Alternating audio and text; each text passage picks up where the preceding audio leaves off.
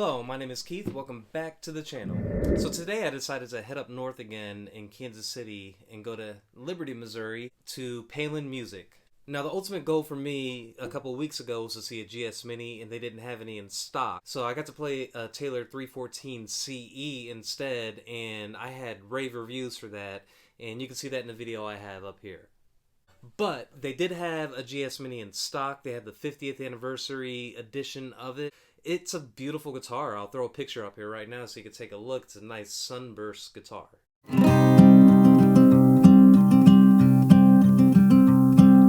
So, while I'm not used to playing smaller body guitars, this guitar has always intrigued me because of the fact I'm used to playing these big dreadnought guitars. I wanted something a little smaller that I could bring to the living room as well that played really nice too. Now the GS Mini seems to have fit that. Now I didn't come home with the GS Mini, but I got the opportunity to play it, and I'll show you up here. But before I do that, I wanted to give you my kind of first impressions of it. Now the GS Mini, it does take a little bit of getting used to, especially if you're like me and you're used to playing big dreadnought style guitars, because of the fact that you're going to have to adjust the way you play. That said, the guitar played very nice. It felt good underneath the fingers, and that's all you could ask for.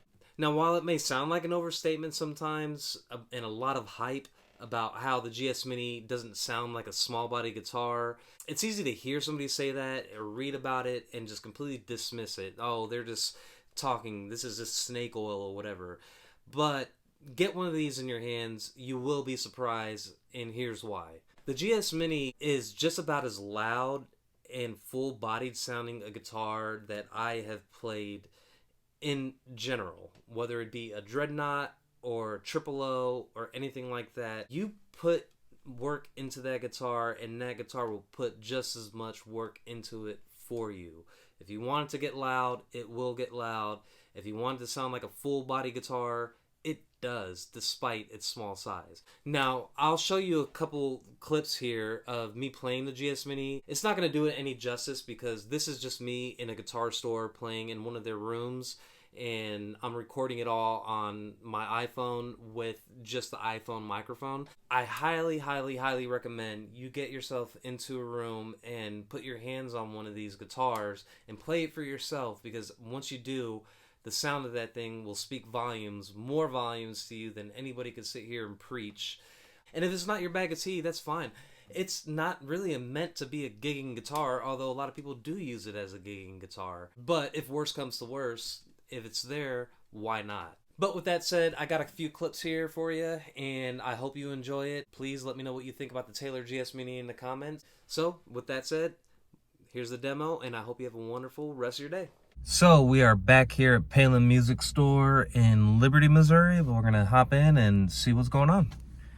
All right, got a 50th anniversary Taylor GS Mini.